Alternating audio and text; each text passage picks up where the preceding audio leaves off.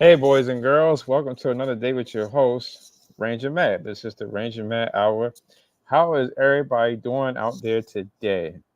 I know you all are glad out here in the darn West that all that rain finally calmed down after almost 2 weeks of pouring down rain as if somebody was crying a bucket of tears. Couldn't even ride my horse Sid into the old west of the market. I had to walk and use a mobile Western shuttle. I'll put it like that. How's everybody doing today? I am thrilled with the guest I have coming on, a dear friend of mine. You may recognize him. He was a part of the Barney documentary I did earlier this year, and he had a hand in Barney as well as another classic show that we're going to get into. And we'll be on in just 1 second after this throwback commercial break. It's new. It's improved. It's just bursting with extra skin conditioners. Jergens Aloe and Lanolin Skin Conditioning Bar, now just bursting with extra skin conditioners. You guys are probably wondering where you getting all these old commercials from. Well, there's a story with that one, and I'll do a live show talking about that. But ladies and gentlemen, here he is, Mr. Lowry Perry himself, and I'm happy to have him on board. How you doing, my friend? I'm doing really good. Thank you. Awesome, awesome. Welcome aboard into the Old West here. Thank you. Yes. So going back a bit, when did you know that you wanted to kind of get in the entertainment business and do it lighting? Like when growing up, did you know you wanted to do that? Well, I liked the theater and films and all that, as a little kid. And I grew up in an Air Force family. So one of our favorite things was on Saturday, we lived on bases, Air Force bases a lot. And we could actually go to the movie for 25 cents, if you can believe that. So, we would go, and when movies would show, there would always, usually there'd be a Western or something like that, and then the main movie. And so that's kind of how I got my first interest in it. And I loved to read. I loved adventure stories and that sort of stuff. Spy stuff, just a lot of different genres. And then when I was in college, I really didn't. I was at college and I was studying, but it was all kind of just general stuff. And I wasn't sure what turn my life was going to take. And it took, at the end of my sophomore year, I'd pretty much run out of money for college. And there was a guy that lived next door who was an upperclassman. And he suggested I fill out a form for a new crew that was coming up that actually had a scholarship to it. And I didn't really, grasp what he was saying because I was headed out the door to catch a flight. And but I filled it out, came back to campus really with no money and wasn't sure I was going to be able to stay. And the first person I see is this guy named Dexter. And he became a good friend. He actually, I got the scholarship for my last 2 years of college. And the position he needed me for was a lighting board.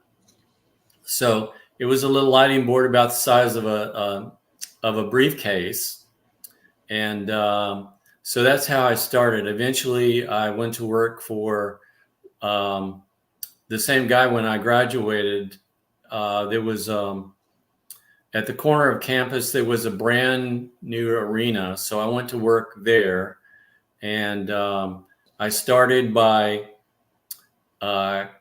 cleaning and running crews and stuff like that. And then eventually, several years down the road, I became lighting director of television shows. And then that was while I was employed full time. So I did that for 9 years, and then I went freelance. And the majority, except for the last 5 years of my career, was all freelance. So the Barney show, I did that for 12 years, and there was others that did it prior to me. The Barney, I'm not sure exactly when it started. I know that I did a little bit when they were just getting going, but and then also the Wishbone show that preceded that. We shot that on film, and of course, video was shot on. Barney was shot on video. Right.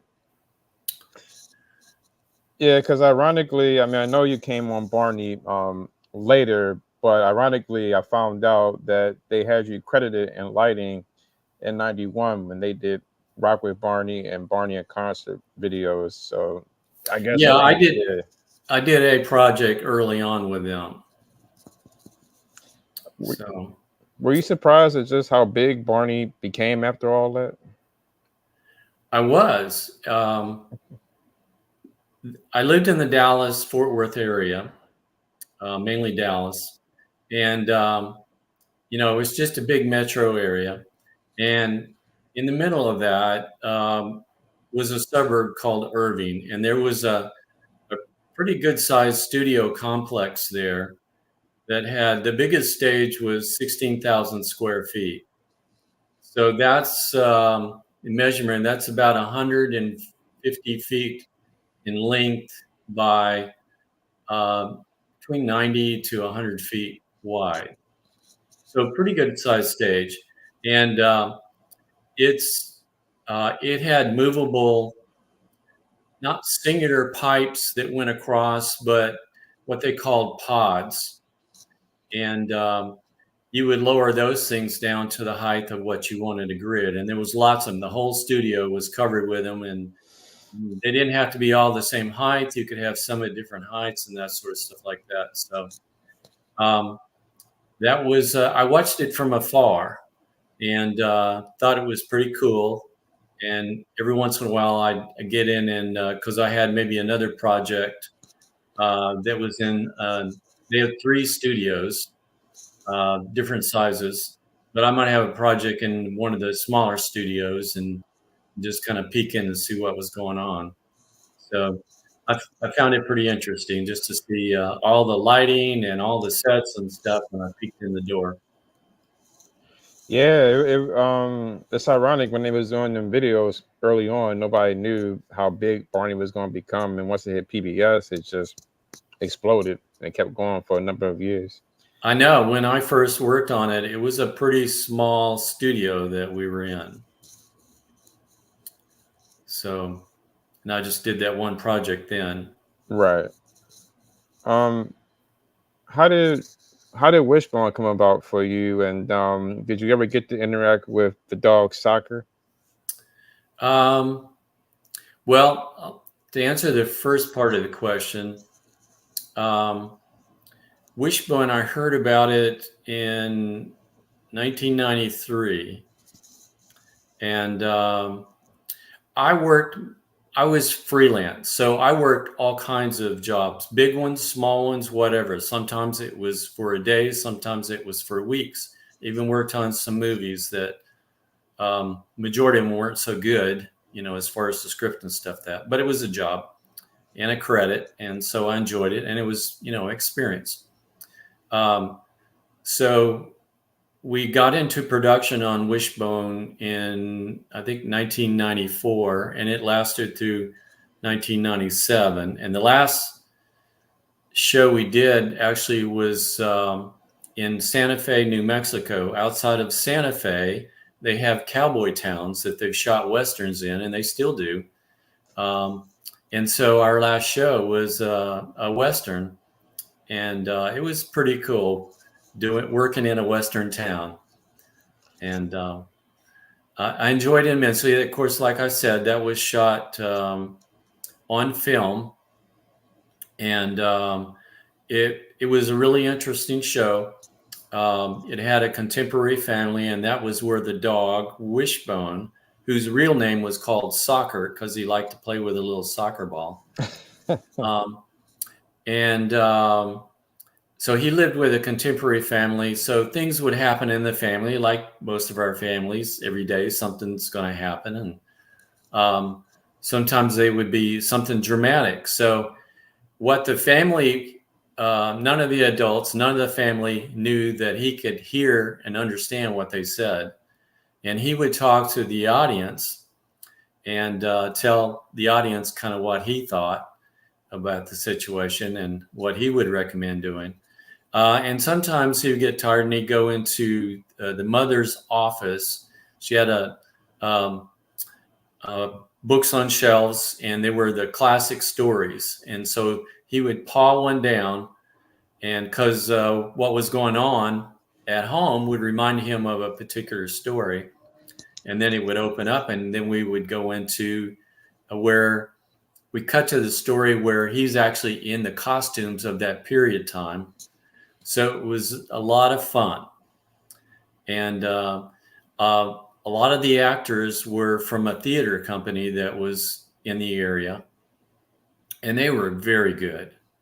So I enjoyed doing every one of those shows, and I enjoyed, I actually started rereading the classic stories again just because of that show.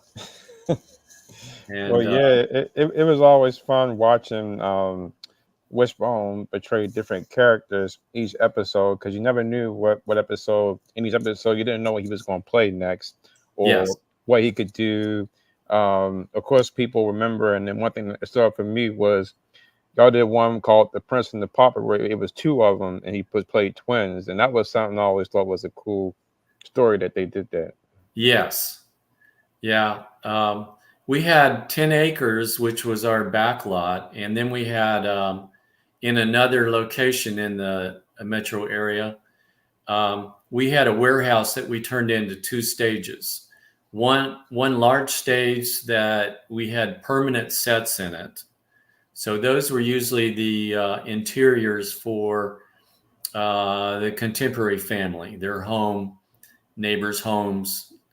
So and then we had in a smaller studio that was like 50 by 50 feet.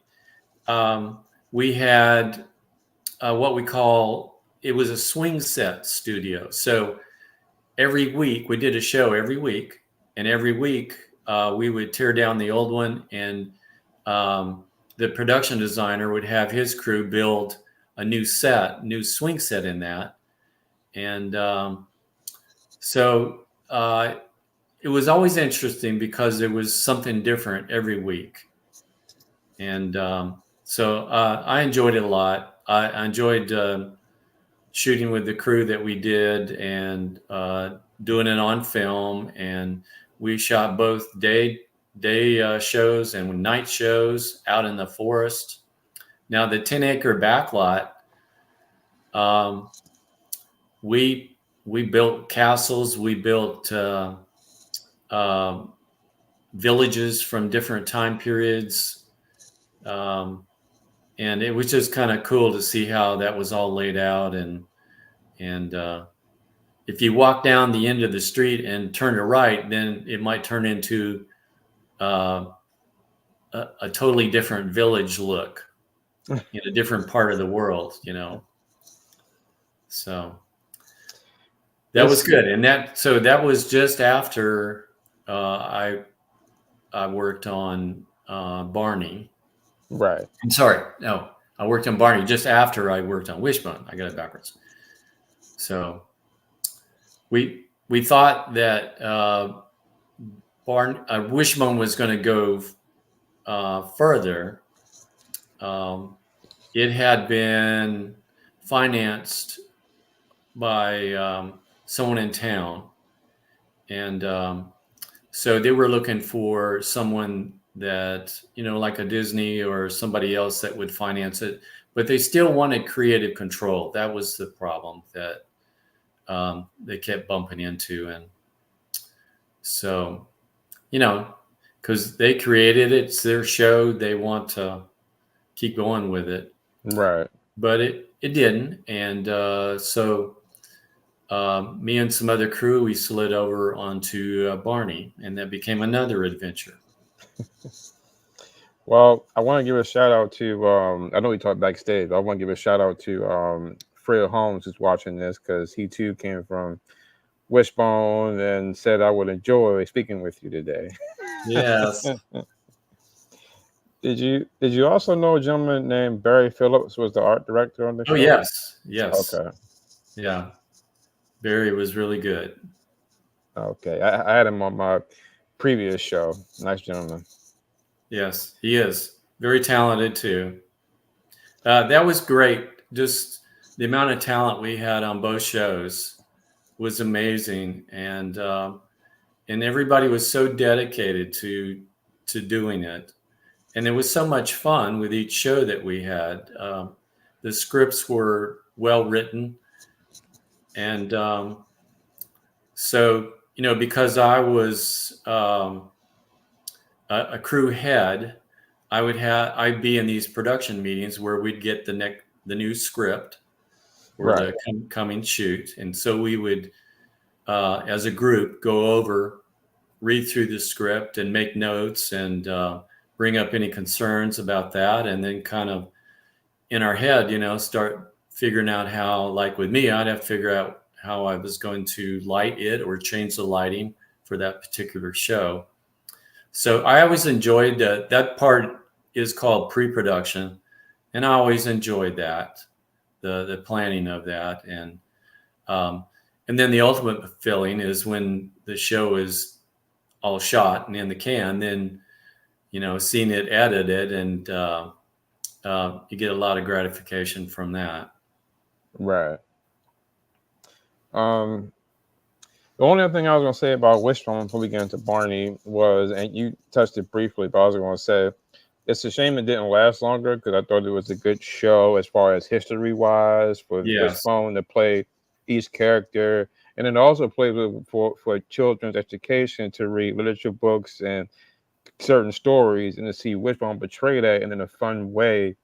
It was great because with technology today and kids are on their phones now, I don't know how well that style would have played out, but the lighting, the setup, the costumes, and to have a good dog like soccer and extras and Joe, David, Sam, the kids, the Joe's mom, and Ellen, the neighbor, all of them were great for the show. they were. Um, and soccer was so well trained. It just amazed me when I was first around him.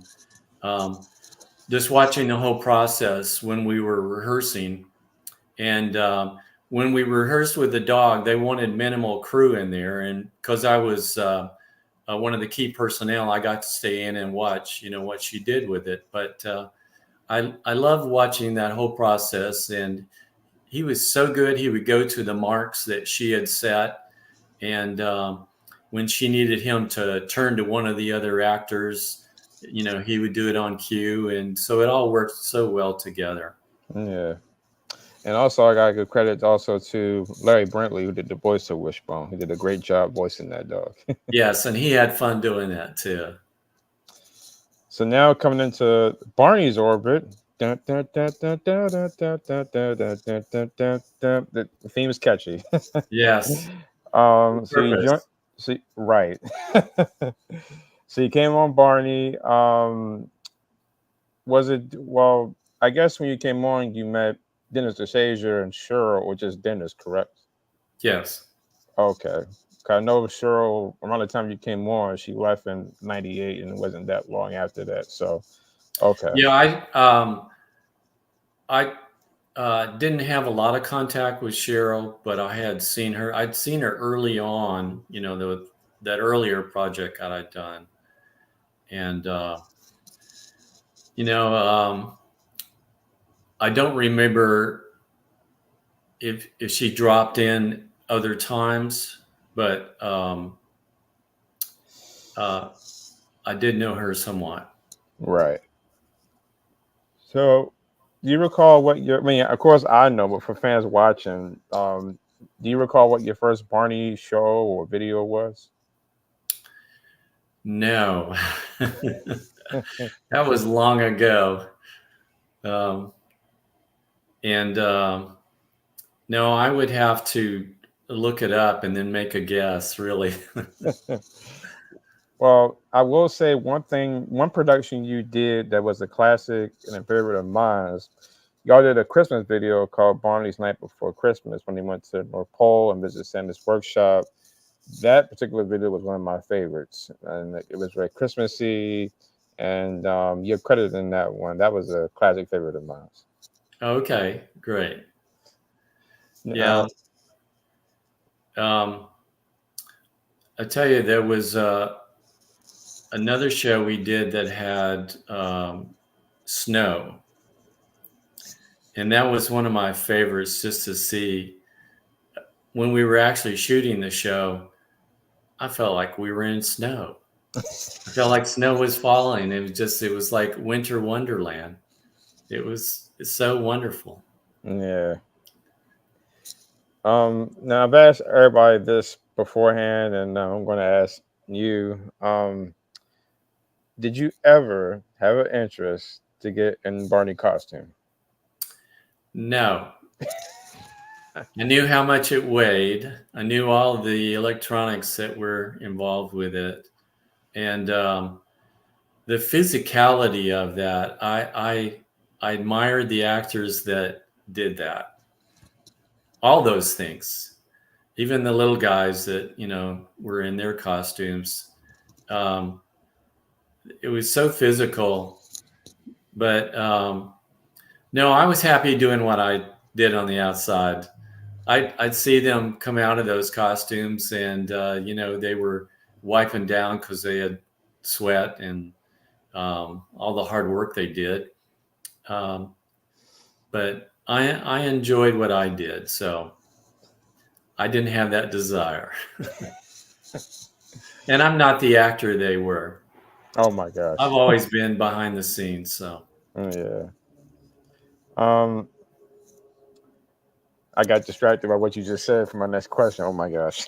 I think you would be a great actor, but yeah, that's what I was going to say. So of course you met Fred on Wishbone, and you worked with him again on Barney, and I guess too you got to also meet with Jim Riley and Steve Feldman, the other directors. Yes.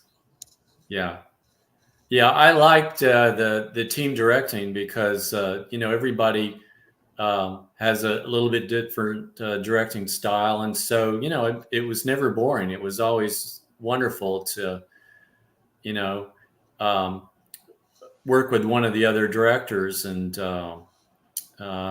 be engaged with their thinking process and try to achieve what they wanted, as far as the show. Right. And that was always the goal. So when it came to doing like the lighting production for a show or a video, would it be based around a script? Like, would you get a script and work with the directors? Like, how would that setup go for Barney? How would I figure out what the lighting was for Barney? Is that your question? Yeah, like when you're doing the lighting for the set for a scene, for a video or an episode or something. Okay. We had what I would call general lighting when I first lit the set. For example, we moved to and created a new studio in the year 2000. So we moved out of the studios at Las Colinas, those big stages, and moved over to a stage that wasn't quite as big, but almost as big. Right. And that had a fixed grid in it. So I had to think of how I was going to light it a little bit differently. So that was all lit generally for that. And then for the different shows that we bring in, I would have meetings with Bob LaValle, the production designer, who was just an amazing guy. And I would meet late at night in his office, as a new show was coming along, and he would give me a copy of blueprints and lay them out, and he would talk through every single page, and I'd write notes on them. And so I would figure out things that were important to him. And then later on, when we have a fuller meeting with the director and the producers, and also get their input. So from those meetings, then I would think of the fixtures that I would want to hang for specific positions, whether it be I was lighting actors that were going to move into a certain spot and deliver something, or whether it was just part of the set that we were changing for a different look for that show. So we did, most of the shows were daytime, but we also did nighttime shows. So I had to have a fully nighttime look. And back in the day for television, that was challenging to make it look good, especially with those costumes. They eat up. Some of the costumes would absorb light a lot, like Barney's, and some of the costumes, like Baby Bop, were very reflective. So it was a challenge, but I think we did pretty good on it. Well, I have to say, you must have Baby Bop on the brain because I admire your green shirt.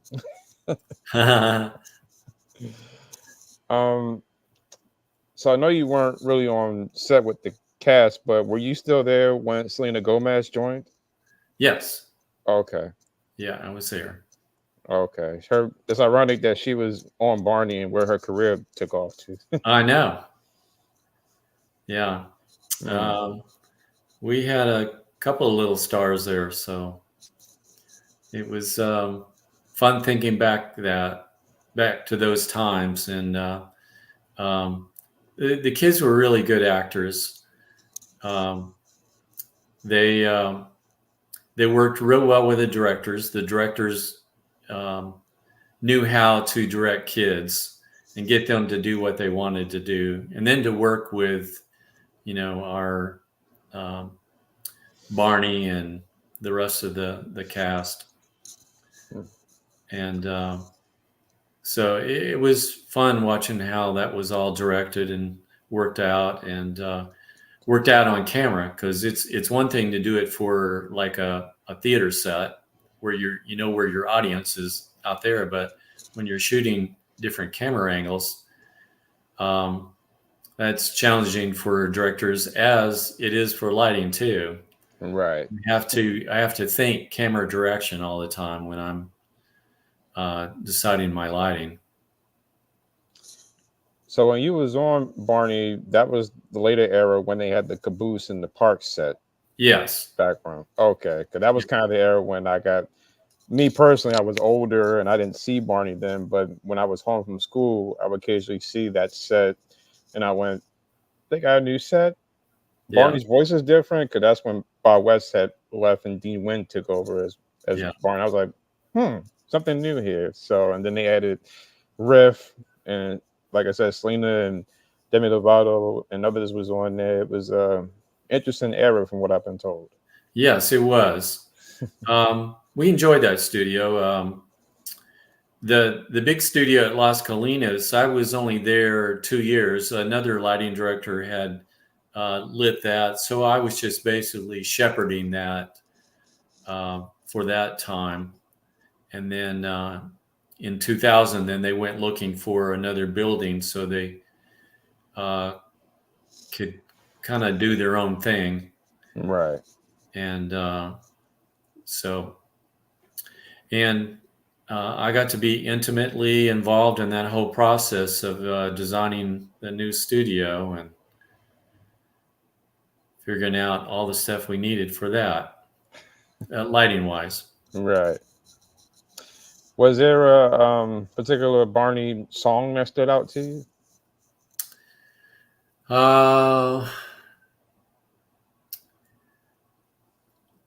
I'm sure there was. If you want to play them back sometime, I might find one that I was. There's a lot of them that came along that we enjoyed, but that's cool. I'll send you a playlist, so you know. Oh, okay. At the time when you was on Barney, I don't know, did you have children at the time, and were they watching Barney as well? Yeah, I had children. Let's see. When I started Barney, my oldest was 8 years old. So my youngest would have been 4 years old. So yeah, they saw Barney and they knew what Dad was doing, and they also saw Wishbone. And my wife, she taped every one of the Wishbones and many of the Barneys as well. So I had a lot of cassettes around for a while. Yeah. Um. So what was it like in the end when Barney was eventually canceled? Were you still on at that point? I was on it to the very end. Um, and we all hoped in our heart that somebody would pick it up, one of the large toy companies or somebody. Um, because prior to the time that we heard that it was maybe not going to do any more shows for a while, I think they had signed a contract with PBS to do like another 60 shows. So, we thought that, there's going to be several more years of this, but c'est la vie, that didn't work out. Money wise, they needed a new infusion of money. But,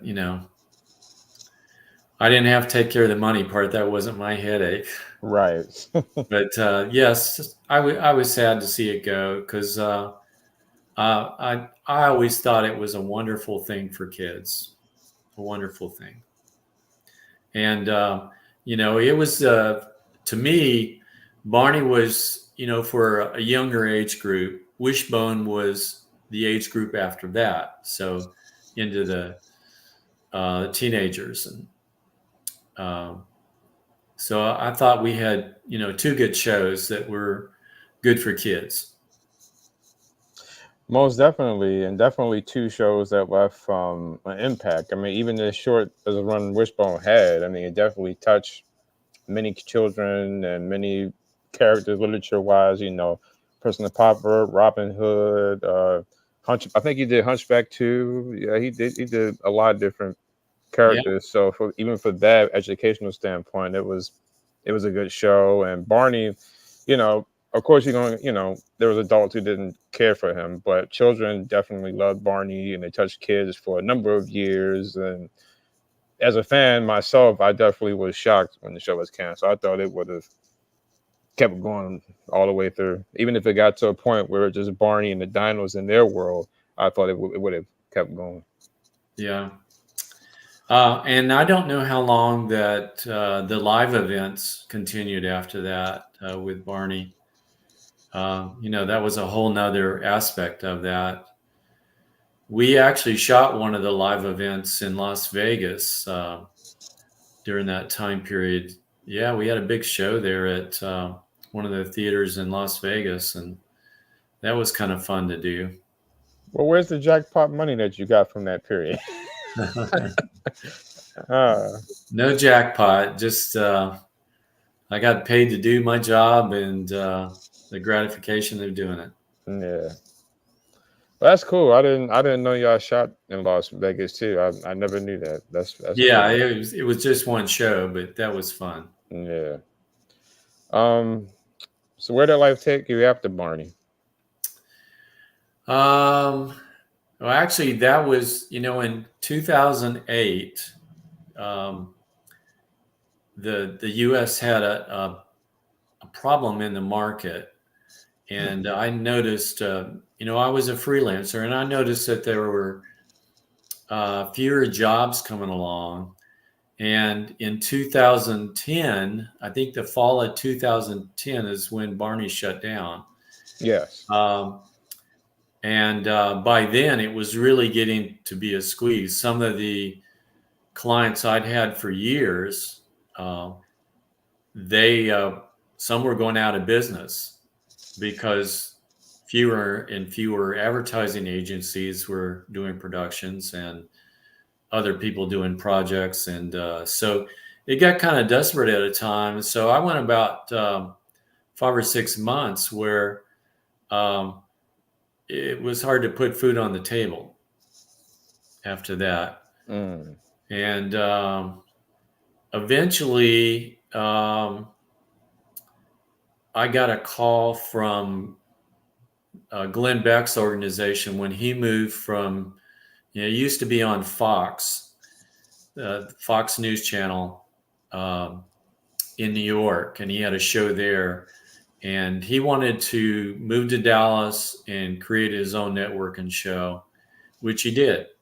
Right. So the last 5 years of my career were working his show, and I was the lighting director for that. So that's kind of where it went after that. And I had when we did Wishbone and when we did Barney, we would do it for X amount of months, and then it would shut down for a while.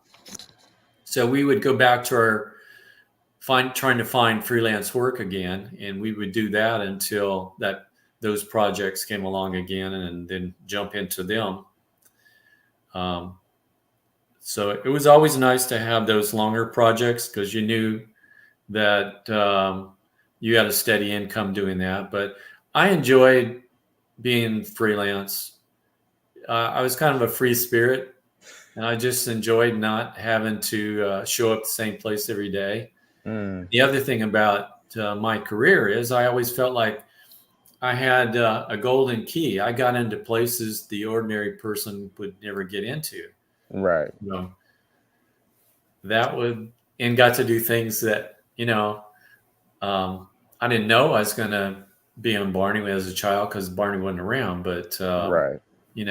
Like the characters that were created in Barney and created in Wishbone, I dreamed of those kind of things and reading books and stuff. And so in a way, I got to fulfill my dreams. And I was grateful for that. Yes, you did. That actually ties into my question I was going to ask you. Looking back at your career on Barney and Wishbone, working with Glenn, and the things you've done over the years, what is like your own legacy of your work over the years that stands out to you? What most stands up? Well, of course, those two shows, but I loved the variety I had in all kinds of different work. Like I said, there'd be some projects where it was only for one day. And it may be only one day for 1 week, or it may be one day for, it'd be 2 weeks before I got another job. But then you would get maybe another job that had multiple days. And one day I got a call from someone that was going to be lighting at a church in downtown Dallas. And this was more of a Christian thing. It involved a lot of music, and they wanted me to light that, and they wanted to me to kind of create something that was visually nice for that show. And that's when they first started doing satellite television.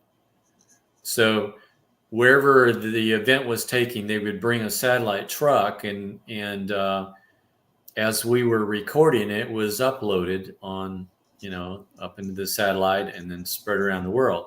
Right. So I got involved with that client. Liked it so well. They were out of Cleveland, Ohio, that they hired me to go up there and to do projects almost monthly. And sometimes they bring me up for a month at a time. And some of those projects, another one of their connections was I got to go to the White House a couple of times. What?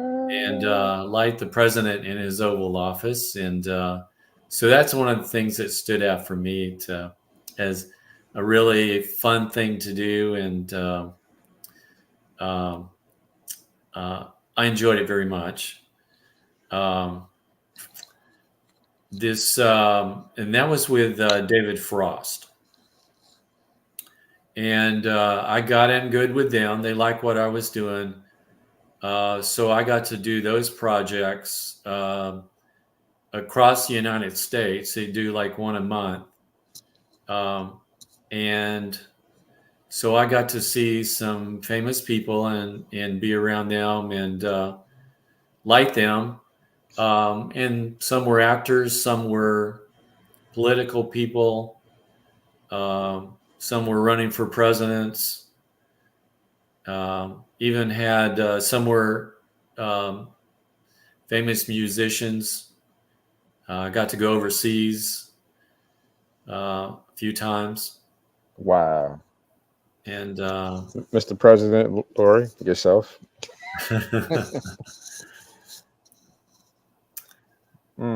That'd be your next job, wouldn't it be, run for president? Oh, no, I'm not running for president. No, I enjoy my life. Yeah. This might be a random question. I got two that's kind of random. The first one is, you ever thought about being like a professor or a teacher? I've done some of that. I've done some seminars. To do it full time, I don't know that I would want to do that. But occasionally, yeah, I enjoy the process of that. Working with kids, that are interested in lighting and kind of, what lighting is. It's a series of problem solving. It's nonstop problem solving, and you got to deal with architectural things. You got to deal with lots of math. I wasn't very good in math, but my career needed a lot of math, so I became better at it. Right.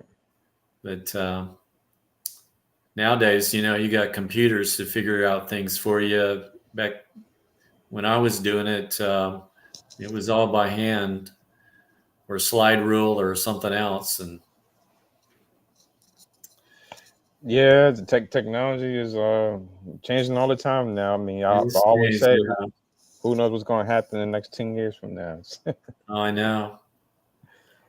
Look at us. We're here on laptops talking to one another. I know, right?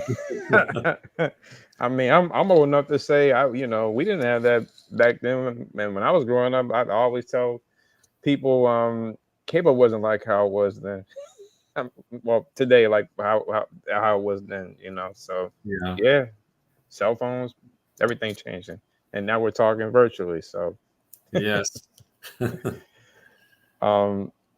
what kind of music do you listen to? All kinds of music. I'm not into the real hard rock stuff, but anything that's got a interesting melody or chords. I play guitar for fun, and so I enjoy chord progressions that are beautiful. So when is your album coming out? I didn't know you played the guitar. Okay, see you at the Grammys.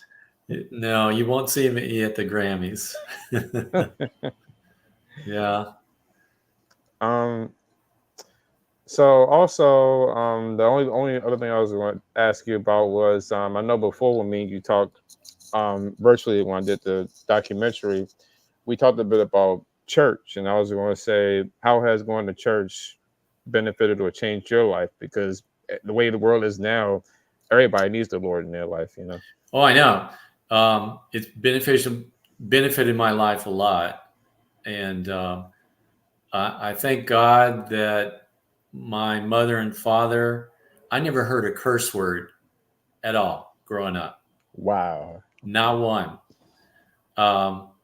And I had a blessed mother that was always very patient. So I learned about patience from her. And from my father, I learned about good work ethic. So that was always very important to me that because I was a freelancer, I could pick the crew I wanted.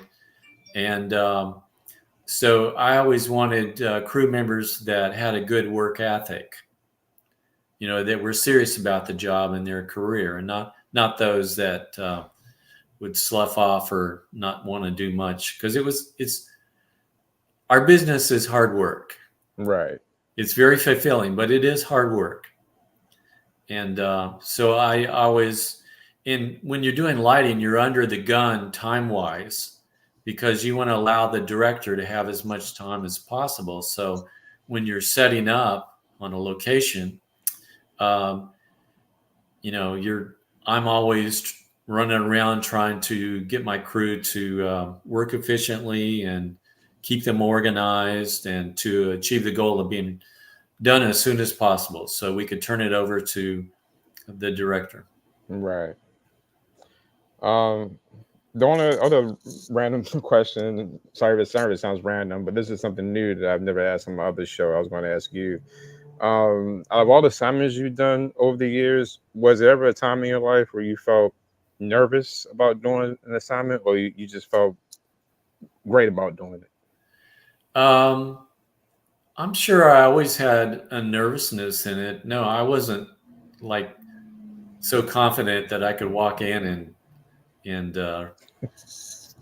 move my fingers around and I'll be done.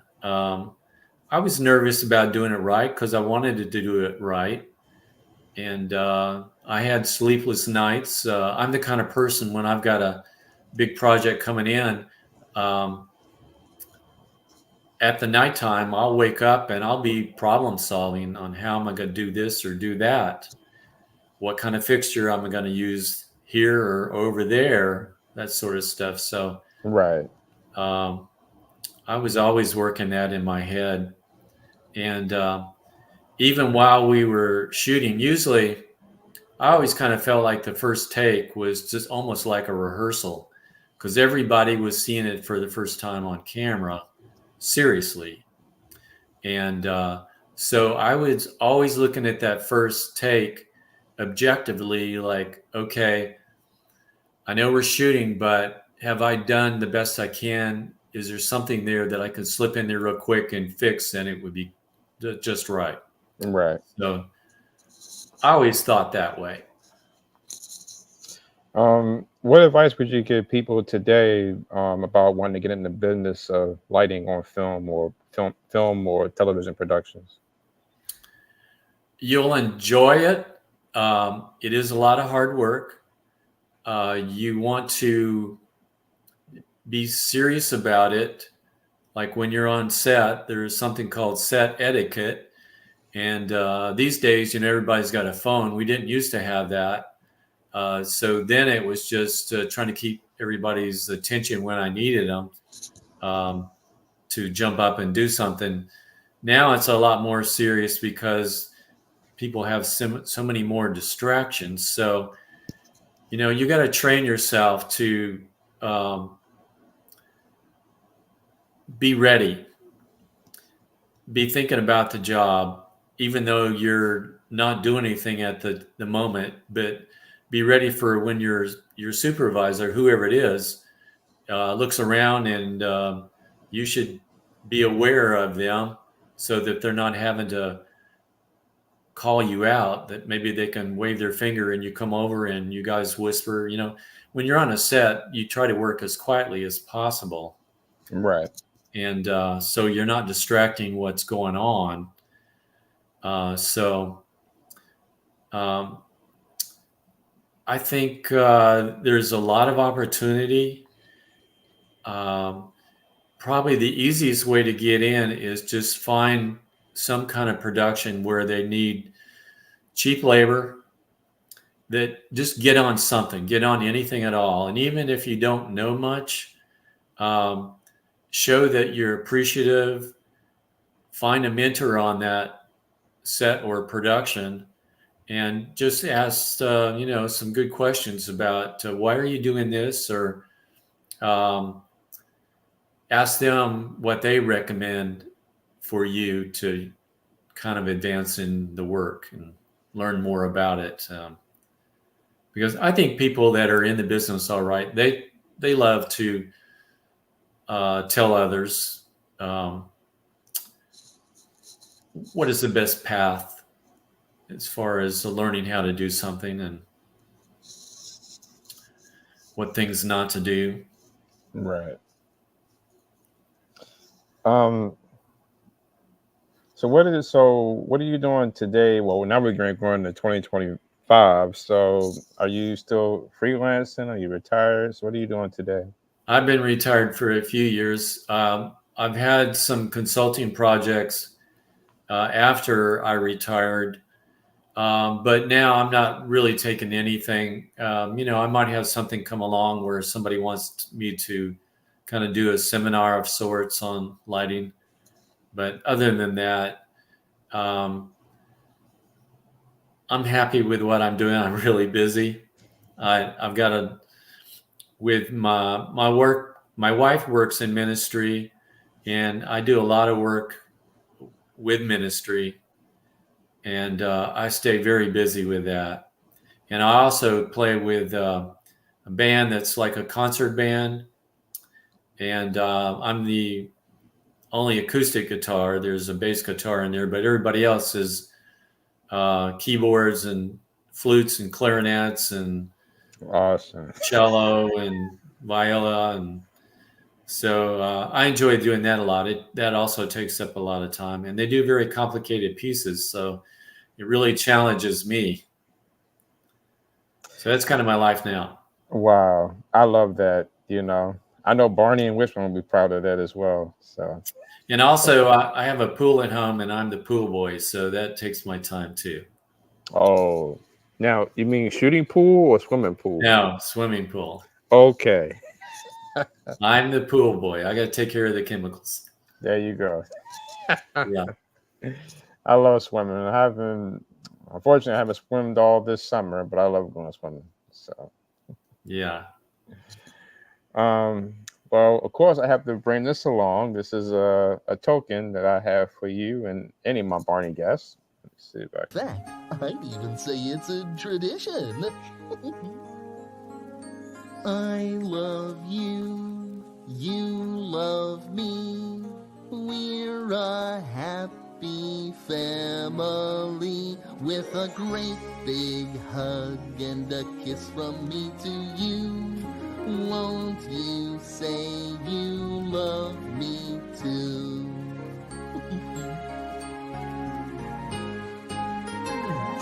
I love you, you love me.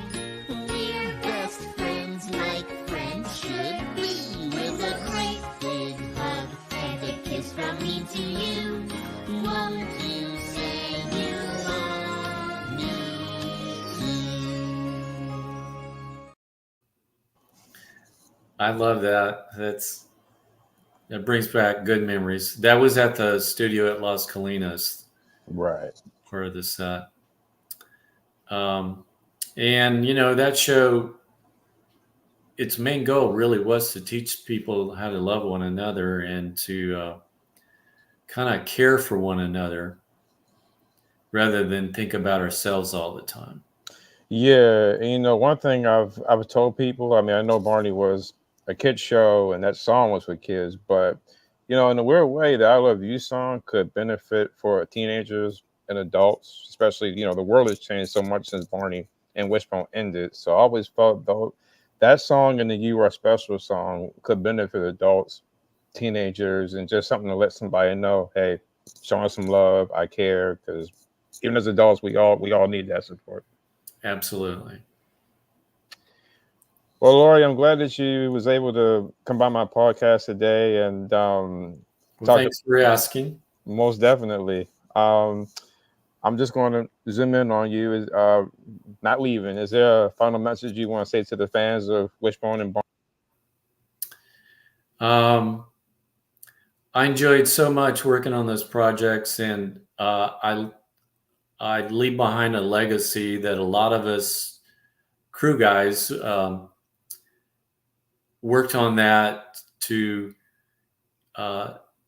show you adventure and show you the joy in life, and also how to. It's so much fun to create that kind of thing, and so if ever any of you desire to get in that sort of business, I hope you have as much fun as I did. There we go. And absolutely, I mean, what are the better shows that you had? Could have been better, other than Wishbone and Barney, two of the classics. And I will say real quick, even though everybody knows this already, it was interesting to find out that Barney was filmed in Texas because I thought it was L.A. or California. I just knew Texas for Dallas Cowboys and the TV show Dallas with Larry Hagman and all of them. So Yes, to have Barney be filmed in Texas, that's a pretty cool history there. it is. We actually had very good crews in Texas, and um, uh, I knew a number of people that would move to Los Angeles, and they worked all the time because they had really good work ethic. And having come from, in Dallas, you had to work harder at it. There wasn't as many jobs as what you'd find in Los Angeles, um, but many production jobs. Right. But so those that worked hard did well. Absolutely. And you were one of them, you know. Thank you. Well, the last thing I was going to ask you is there a football team you watching tomorrow? You Dallas Cowboys? Yeah, I still got a fondness for the Dallas Cowboys. So I live in Alabama now, but and in our church, when we moved here, we were told that we couldn't pick sides with Alabama or Auburn because the church is split down the middle, with some of them having gone to Auburn and some of them gone to Alabama. So I watched those two college teams. But yeah, I love um, I love watching the Cowboys too. Yeah. I got some fans here saying hi to you, and one fan named Devontae Albert. He says hello to you as well. Well, hello back. Thank you. My friend April is here. I got a couple other people that's here today, but they are glad that I had you come aboard today.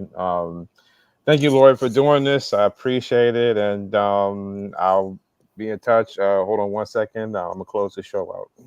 Okay. Well, boys and girls, thank you for tuning in for another day with the Ranger Man Hour. I hope you guys had fun. I know I did. God bless Lori for coming by today, and all my guests and future guests that come.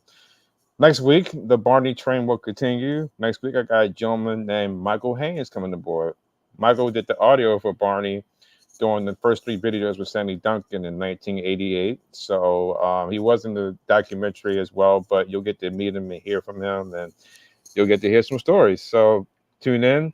And as always, have a blessed day, have a blessed weekend. Enjoy the ride now. You're here, Western style. Goodbye, guys.